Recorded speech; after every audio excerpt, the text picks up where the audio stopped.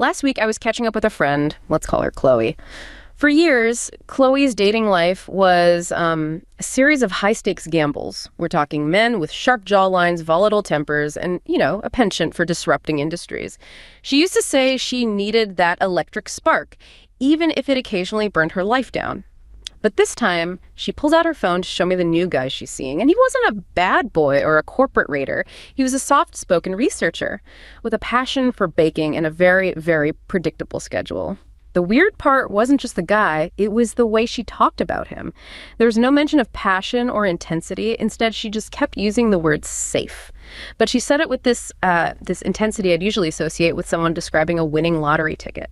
Her face didn't glow with the heat of romance. It glowed with the cool relief of someone who had just stepped out of a storm. She told me, for the first time in years, I don't wake up wondering if the world is going to collapse today. Now, to an observer, it looked like she'd finally settled, or maybe just grown up. But as I watched her scroll through photos of their quiet weekend planting a garden, I realized something much colder was happening under the surface. This wasn't a sudden moral awakening. It wasn't a newfound appreciation for kindness. It was a strategic pivot. Just like an investor moves their capital out of volatile tech stocks and into gold when the market crashes, Chloe wasn't looking for a soulmate. She was looking for a hedge against inflation. So what if I told you that Chloe's sudden craving for empathy has almost nothing to do with her heart and everything to do with a biological survival algorithm? We are currently witnessing a massive silent recalibration in the sexual marketplace. The alpha archetype isn't being rejected because he's toxic. He's being liquidated because he's a high-risk asset in an economic winter. Empathy isn't the new romance. It's the new insurance policy. That anecdote is, well, it's more than just a compelling story. It's a perfect real-world illustration of an ancient evolutionary mechanism reacting to very modern stress. Right. It feels like something bigger is going on. Exactly. You framed the core thesis perfectly. This pivot, this choice of the stable, predictable partner over the dominant, volatile one, it's not just personal growth. It's a contextual strategy. Okay, so that's what we're digging into today. That's the mission for this deep dive. We're going to take that insight and trace its evolutionary, its economic, and its technological roots. Where do we start? We'll start with the foundational blueprint of human mating psychology, what's called sexual strategies theory. Then we'll look at exactly how macroeconomic volatility can trigger these shifts and what we look for. And finally, the modern twist. Finally, we have to look at how modern dating platforms, which, promise all this efficiency and compatibility, are actually mediating and in a lot of ways distorting these deep-seated security-seeking drives. So it's the story of a biological survival algorithm trying to find its footing in a turbulent digital world. That's it, exactly. Okay, let's unpack this. We're talking about an evolved menu of strategies, which means we need the foundational ground rules. We can't talk about market shifts without, understanding the bedrock of human mating strategy. We need the algorithm blueprint. Right. So we begin with sexual strategies theory, or SST. It's a framework that was developed by David Buss and David Schmidt back in 1993. And what was going on before that? What was it correcting? Well, before SST, the field of mating psychology was pretty fragmented. A lot of the theories were, frankly, inadequate. They proposed things like that we seek mates who resemble our opposite-sex parent, or that opposites attract, that we're drawn to partners with complementary skills. The stuff you hear in pop psychology. Exactly. SST tried to correct that by treating human mating as a suite of adaptive, context-specific mechanisms. It doesn't assume humans have just one rigid way of approaching a relationship. So it gives us a more dynamic blueprint. It recognizes that we don't just follow one path. We have a set of tools we deploy depending on the circumstance. That brings us to the first premise.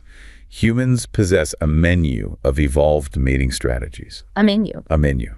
It means both men and women have the psychological machinery to pursue long-term committed mating, short-term mating, serial mating, even extra-pair mating. So it's a continuum. It's important to see it as a continuum, yeah. At one end, you got high commitment, pair bonding, emotional entanglement. That's the long-term strategy. At the other, you have short-term liaisons with minimal investment and emotional involvement. And what determines which strategy we use? It depends heavily on external cues and our internal states. Okay, and what shapes the fundamental differences in how men and women deploy these strategies? Because we know there's a huge statistical difference when it comes to short-term versus long-term preferences. That's premise 5, which gets at the profound sex differences in what's called minimum obligatory parental investment. Right, the foundational asymmetry. It's the whole ballgame. Evolution has favored different strategies because the cost to produce a single offspring differs so dramatically. For women, it's a minimum of 9 months of pregnancy and then lactation. For men, it can be a single act of sex. The cost is just exponentially higher for the female, which has to change the strategic goals entirely. Precisely. For a man, short-term mating carries very little biological cost, which means selection has favored a greater desire for sexual variety and more relaxed standards. You see that in the studies, right? Consistently. Men, more often than women, express a desire for a larger number of partners. They're willing to engage in sex after far less time has passed, sometimes just minutes after meeting. They also relax nearly all their typical mate preference standards in those short-term contexts. So their selection criteria just becomes way less stringent. Much less stringent. This means that if the minimum investment is low for men, the risk of, say, misrepresenting commitment becomes a pretty viable strategy for short-term gain. And that creates a predictable problem for women, a problem of strategic interference. A huge one. Since men are predicted to exaggerate feelings and commitment to get short-term sexual access, and this is strongly supported by empirical studies, women face this recurrent adaptive challenge. You have to weed out the deceivers. And the emotional cost of being deceived is high? Significantly higher for women. When women realize they've been strategically deceived in this way, they report experiencing much more intense emotional upset than men do in similar situations. The conflict of interest is rooted right in that core asymmetry. For a woman, every short-term liaison risks a massive 9-month investment. For a man, it risks almost nothing. Right. That is heavy context for Chloe's story. If men are evolved to potentially exaggerate commitment for short-term gain, then reliability, that functional empathy she prizes now, becomes maybe the single most valuable trait a woman can select for when long-term stability is the goal. Absolutely. The whole system is designed to reward caution when the stakes are that high. But what determines when a woman chooses that cautious long-term route versus the maybe more genetically advantageous short-term route? Well, that's where context comes in. That reliance on reliability, the deployment of a specific strategy, is highly sensitive to external variables. That's premise 11. The deployment of these different sexual strategies is highly context-dependent. It flexes in response to the environment. Okay, so what are the primary environmental signals that trigger this kind of pivot? We're not just talking about social dynamics here, we're talking about survival signals. We mean crucial ecological variables. Historically, these would have included factors like high parasite prevalence, which might push you to seek a partner with signs of genetic health, or intergroup warfare, which would prioritize physical protection. So threat levels. Threat levels, and maybe most critically, the availability of resources. Scarcity of food, droughts, a big ecological collapse. The entire mating psychology is adapted to shift based on resource availability. And in the modern world, the most direct parallel to resource scarcity and threat is, well, financial crisis and economic volatility. Precisely. Premise 11 extends directly to the modern context: financial crises, economic recessions, general scarcity of resources. If the environment signals instability, the selection criteria immediately pivot toward resource assurance and commitment cues. So that's the mechanism. That explains Chloe's sudden and intense move toward the stable researcher. Her biological system is sensing a resource winter. And it's responding by seeking the ultimate form of resource protection: predictable, guaranteed access to a reliable cooperator. That sets the stage perfectly. We have the foundational theory. We know the environment dictates the strategy. Now, let's move into the specific long-term checklist for women. If the environment demands commitment, what are the universal priorities they're betting their future survival on? When we look at long-term committed mating, ancestral women historically sought partners who could provide 3 primary kind of interwoven benefits. These are crucial for survival and reproductive success. Okay, what are they? The first, and the most obvious, is status and economic resources. The second is physical protection for herself and her offspring. And the third, which is often overlooked, is enhanced mating success for her children, which they get from the partner status. So these 3 pillars dictate what becomes a priority, especially when things feel unstable. Exactly. Okay, let's start with that universal anchor: resource acquisition. We're talking about money, status, provider potential. How deep does this preference really run across cultures? How sensitive is the assessment? It is the single most consistent universal preference. The preference for men with resources, or at least the promise of future resources, has been supported by hundreds of studies. And this is everywhere. The gold standard is a massive 37-culture study by BUS. which found that women universally valued long-term mates with good financial prospects significantly more than men did. And this held true everywhere. Western societies with high gender equality, like Sweden, conservative societies with low gender equality, like Iran.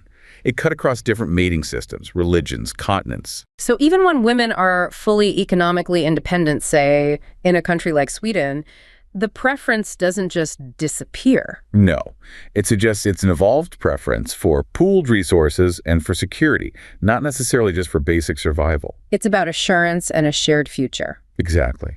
And the assessment isn't just a mild preference, it's practically a categorical demand. When researchers asked people for the minimum acceptable earning capacity they'd tolerate in a long-term mate, the numbers were stunning. Okay. Men set their minimum acceptable earning capacity for a female partner at the 40th percentile. So slightly below average. Right. Women, on the other hand, set the bar for a potential male partner in the 70th percentile. The 70th percentile? Wait, so that means statistically only 3 out of 10 men even meet the average woman's minimum requirement. That is an incredibly high filtering mechanism. It is. And it just underscores the necessity of security in the long-term female strategy. It's not enough to be average. The partner has to signal a superior ability to provide and protect resources. There must be more data on this. Well, yeah. To further underscore this financial hypersensitivity, studies done across all kinds of cultures, China, the US, Europe, they found that when women were rating men's attractiveness, they were roughly 1,000 times more sensitive to salary information than men were when rating women. 1,000 times. That number is wild. So if a man increases his stated salary on a profile, the positive change in his attractiveness rating is just exponentially larger than the reverse. It confirms that while competence is universally attractive, resource provision remains the absolute core anchor for the female long-term strategy. You even see this in non-industrial societies. Like hunter-gatherer groups. Exactly. Among groups like the Hadza in Tanzania, women place tremendous importance on a man's foraging abilities, especially his capacity to hunt large game and provide reliable access to meat. The modern salary is simply the culturally translated metric for that ancestral ability. That link back to deep history makes the modern financial preference feel less like a social construct and more like a deeply ingrained, high-stakes survival calculation. Okay, so now let's pivot to the trait that Chloe prioritized, the kindness and commitment indicator. If resources are the anchor, I guess commitment is the safety lock that ensures those resources don't just disappear. Absolutely. This is the functional empathy factor. Right. While resources solve the external survival problem, commitment solves the internal relationship problem. Which is? Securing the man's willingness to stick around and share those resources reliably. The emotion of love itself is widely hypothesized to be an evolved mate commitment device. It binds the couple together beyond immediate needs. And that's universal too. We see the behavioral manifestations of love songs, poems, risks taken for a partner in every known human culture. So if love is the commitment device, how do we, operationalize that? What are the behavioral signals that actually prove commitment? Well, the acts that people deem most prototypical of love consistently involve clear commitments of reproductively relevant resources and future investment. Things like explicitly expressing a desire to have children with a partner, talking seriously about marriage and a long-term future, and, critically, giving up romantic relations with all others. Reports of experiencing love powerfully predict feelings of commitment, far more than just sexual desire. This brings us right back to Chloe's researcher. His stable schedule, his predictability, his quiet passion for baking, these aren't just personality traits, are they? They're powerful cues of resource commitment and low flight risk. Precisely. Kindness and empathy are sought because they are reliable, low-cost signals for a man's willingness to commit those resources over the long term. He signals high dependability. The alpha figure, the disruptive entrepreneur, might signal great genes and high potential resources, but his volatility signals high risk and potential betrayal. The researcher signals high dependability and low risk. He is an excellent cooperator during economic uncertainty. And what about the third benefit? Physical protection. Does this ancient need still matter in the modern world where the threat of financial ruin is maybe more common than physical revolt? It absolutely does.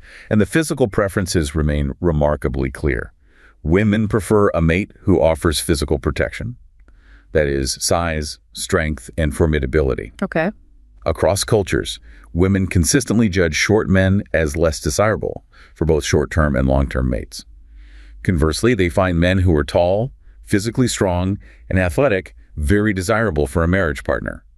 This isn't just about aesthetics, it's a deep-seated preference for physical security. Can we break that down? Are there specific physiological markers that signal protection? Research has focused a lot on male body shape. Studies of women from places as different as Britain and Sri Lanka found strong preferences for male physiques that were muscular and lean, specifically men with a V-shaped torso, broad shoulders relative to hips. And there's a direct environmental link to that too. There is. Women who live in areas they perceive as high crime or who are generally more fearful of crime show even stronger preferences for physically formidable long-term mates. The psychological mechanism just ramps up when the threat is perceived as immediate. And beyond that, height is a powerful, multifaceted asset that goes beyond just protection. How so? While tallness signals formidability, it also correlates statistically with higher status, higher income, and generally better health. Studies of personal ads showed men who mentioned their height got significantly more responses. A striking 80% of women who mentioned height in their own ads specified wanting a man to be 6 feet tall or taller. So these physical qualities solve the protection problem, but they also signal solutions for resource acquisition and good health. It's a triple threat asset. Exactly. So the long-term strategy is this comprehensive package. Find the man who can acquire resources, has the physical capability to defend those resources and the family, and, crucially, has the deep-seated willingness to commit and share everything. That's the ideal package. Okay, that establishes the baseline. Now we transition to what happens when the external world, the macroeconomic environment, starts to shake. This is where the strategy really pivots, and Chloe's decision starts to make perfect, cold, calculated sense. This is the critical juncture. The transition from a baseline preference to a contextual adjustment. As we established with premise 11, the deployment of strategies is highly context-dependent. When economic times get tough, when we enter periods of high volatility, recession, or just generalized financial anxiety, people strategically shift their focus. Right.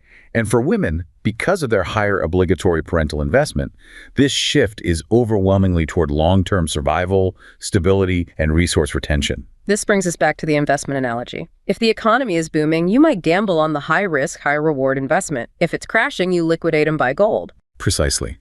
When the economic climate is fraught with uncertainty, the choice is between the volatile growth stock, the highly dominant, potentially rich, but financially and emotionally high-risk alpha, versus the stable, reliable bonds or gold, represented by the dependable, low-volatility researcher. The long-term female strategy demands security, and volatility massively devalues unpredictability. It crushes its value. So we're talking about the liquidation of high-risk assets. This isn't a moral or social rejection of dominance. It's a purely strategic calculation about reliability under stress. It's entirely strategic. Let's look at the traits that make a partner a high-risk asset. Traits associated with exploitative short-term strategies, specifically the dark triad, are suddenly deemed prohibitively expensive in an economic winter. The dark triad, we hear that term a lot. It's narcissism, psychopathy, and Machiavellianism. Correct. 3 overlapping but distinct negative personality traits. How do they specifically translate into high-risk relationship behavior? They're all mechanisms of exploitation. Narcissism involves grandiosity, entitlement, and a profound lack of regard for others' feelings. A narcissistic partner will always prioritize their own status and needs over the shared family resource pool. That makes them fundamentally unreliable. Okay.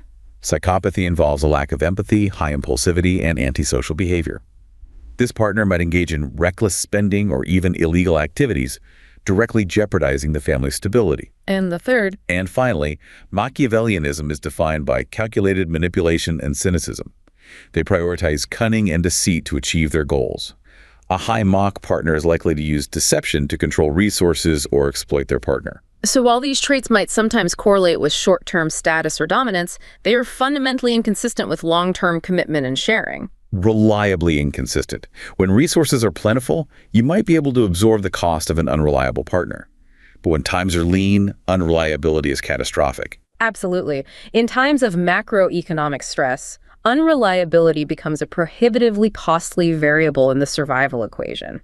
You just can't afford a partner who might deceive you or flee or misallocate resources when external support is weak. Their volatility becomes a direct threat to your survival. So the aggressive, dominant, high-variance profile is strategically removed from the long-term portfolio.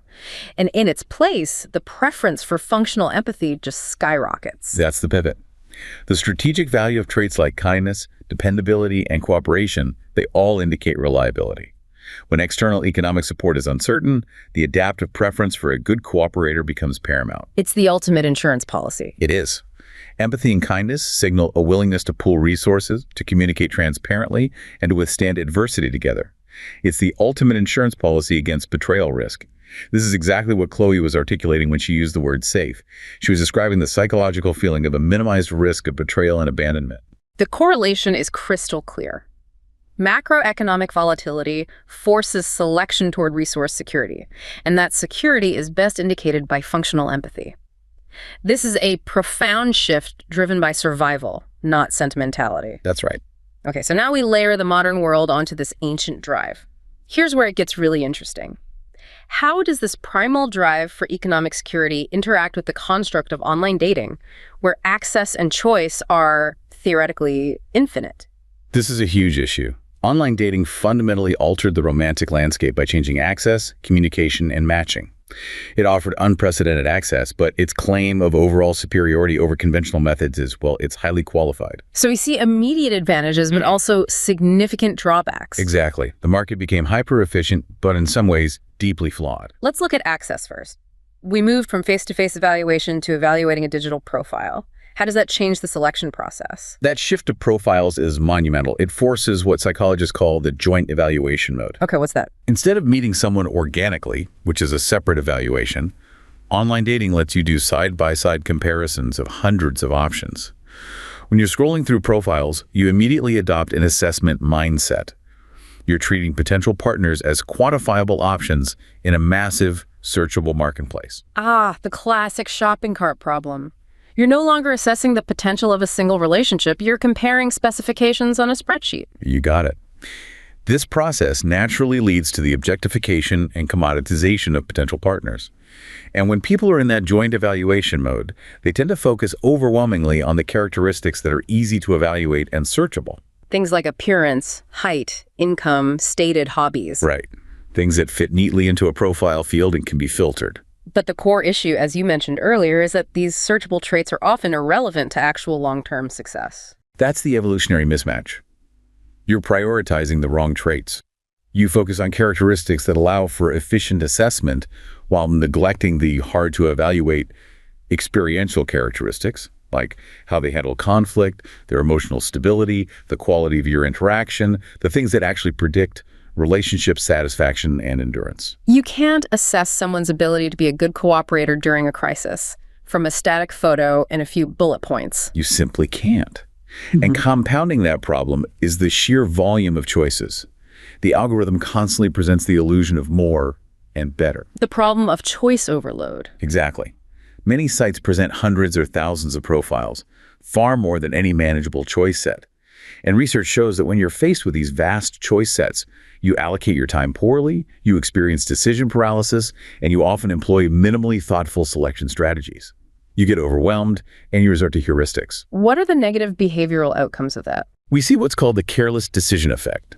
Studies show that participants browsing larger sets of profiles tend to select partners who diverge more from their own stated preferences than those who reviewed smaller sets. So you get lost in the noise. You burn time analyzing poor matches and fail to deeply engage with the few genuinely compatible options. You scroll right past the researcher and spend time trying to decipher the volatile entrepreneur, even though you know you need security. And what does that constant access to alternatives do to commitment itself? It's poison. Psychological research shows that immediate and ongoing access to a large pool of alternatives strongly predicts lower commitment and eventual breakup in existing relationships. Online dating, by providing this continuous access to potentially appealing alternatives just a click away, may be actively undermining the very long-term security women like Chloe are driven to find. So the technology makes it harder to commit to the stable bond when the volatile stock market is always open. It's a fascinating feedback loop. It is. Economic anxiety drives a need for stable commitment, but the hyper-efficient tool used to find that commitment is actively structured to erode the possibility of it. And that system relies heavily on the accuracy of those searchable metrics. If we're judging height and income, that data has to be solid, but we know strategic self-presentation is the norm online. How widespread is this digital deception, especially around the key evolutionary markers like size and youth cues? It's pervasive, though often mild. People engage in strategic self-presentation. A big study comparing thousands of users to national averages found that both men and women on dating sites reported being slightly taller than the objective averages. So everyone gets a little taller online. About 1.3 inches for men and an inch for women. And what about weight? That's a classic cue for health and youth. Women showed a much larger bias here. They consistently underreported their weight. In the 20-29 age group, they reported weighing about 5 pounds less than national averages. But this bias dramatically increased with age. For women in the 50-59 group, they reported being a massive 23 pounds lighter than the national average for their cohort. Wow. And men? Men's reported weight was generally closer to the norm. So the platform encourages this mild exaggeration of the key searchable metrics: height for status, weight for youth cues. It's a perfect illustration of how the assessment mindset forces people to game the limited variables available. It's a self-perpetuating feedback loop. And for women who are deemed highly attractive, the dynamic shifts entirely. Studies show that women with attractive profile photos often get a deluge of first contacts, dozens of messages right when they log in. So the process becomes passive. It does. They stop browsing and just screen the overwhelming influx of incoming options, which further reinforces that objectification and assessment mindset, rather than engaging in thoughtful two-sided searching. Okay, but we keep hearing about science-based or algorithm-based matching. These sites claim to find your compatible partner using sophisticated data that goes beyond just height and weight. Is there any actual science behind these compatibility claims, or is it just clever marketing? The industry makes incredibly bold claims, setting an almost impossibly high bar, identifying partners with whom you will enjoy a satisfying long-term relationship. But they don't share the algorithms. Many claim their algorithms are proprietary, which critically prevents any independent scientific inspection or verification. This lack of transparency undermines the very tenets of good science. We have to approach these claims with a lot of skepticism. So what's the fundamental psychological flaw in the idea that an algorithm can predict love or commitment? The first major limitation is that interaction matters far more than individual traits. Decades of relationship research show that pre-existing individual qualities like personality, shared values, personal history account for only a very small percentage of the variance in long-term relationship success. How small are we talking? Maybe 15 to 20% at best. So if individual traits are largely irrelevant, what actually predicts success? Success is predominantly predicted by dyadic interactional factors. Okay, what are those? These are the qualities that emerge only when two specific individuals get together. Their conflict resolution styles, their ability to manage each other's emotional states, their capacity for mutual regulation, the overall quality of their interaction. And you can't assess that before two strangers meet. By definition, you cannot. Matching sites, because of their format, are forced to focus exclusively on individual traits, the easily quantifiable things. They inherently neglect the elements that account for 80% or more of relationship endurance. So they're measuring the wrong things. They're focused on optimizing the profile, not optimizing the partnership. And much of that matching relies heavily on the principle of similarity or homogamy. They'll say things like similarities are like money in the bank. And it's true that people tend to pair up with similar people. It is undeniably true across demographics, attitudes, attractiveness levels. But the key question is, does greater similarity actually translate into greater satisfaction over time? Does finding someone exactly like me guarantee a better outcome? I'm guessing not necessarily. Not necessarily. The research is profoundly mixed. Let's take personality traits, especially something called vertical attributes like neuroticism, the tendency toward anxiety and negative emotion. Right. The traditional compatibility perspective would suggest matching two highly neurotic people is better than matching a neurotic person with a stable one, because at least they get each other. But the data suggests otherwise, doesn't it? It does.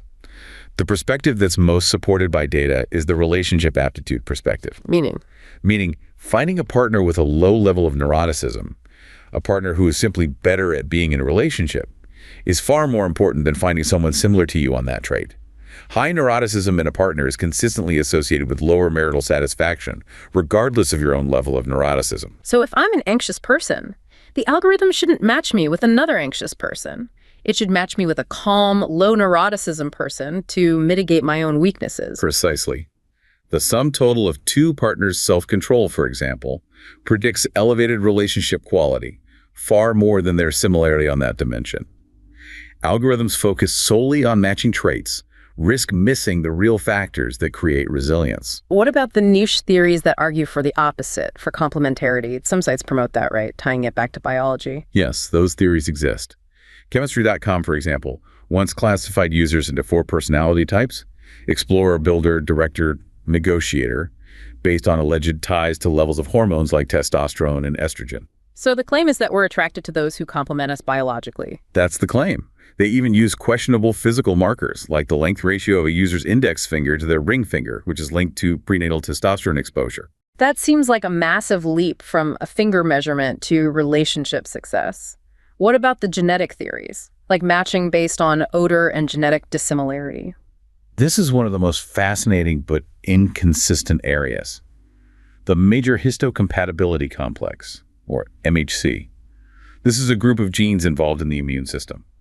The hypothesis is that people prefer the odor of MHC dissimilar partners because this results in offspring with a broader, healthier immune system. This is the classic smelly t-shirt research. That's the one. The methodology involves asking people to smell t-shirts worn by strangers and rate their attractiveness. Some studies have indeed shown that women prefer the scent of men whose MHC genes are dissimilar to their own. It suggests the mechanism exists to ensure genetic diversity. But for algorithms, does the evidence support this as a viable matching strategy? It's inconsistent and far too premature for commercial application. While the smell study shows some preference, the evidence that real couples actually choose each other based on MHC dissimilarity is tenuous at best. And there's conflicting data, isn't there? Yes, and counterintuitively, research suggests that men and women actually prefer the faces of MHC, similar others.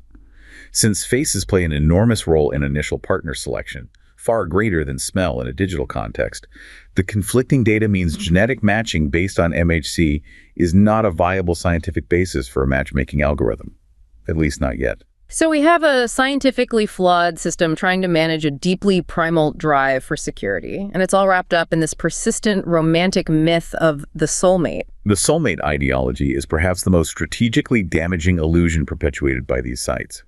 By promoting the goal of finding the one perfect partner who is meant to be with you, the sites encourage users to hold rigid criteria and assume that problems only arise from a fundamental mismatch. And scientifically, holding strong destiny beliefs is counterproductive to achieving the very long-term stability they're supposedly seeking. Absolutely. People who hold strong destiny soulmate beliefs are scientifically more likely to exit a romantic relationship when problems arise, compared to those with romantic growth beliefs. Who are the people who see challenges as things to overcome together? Exactly.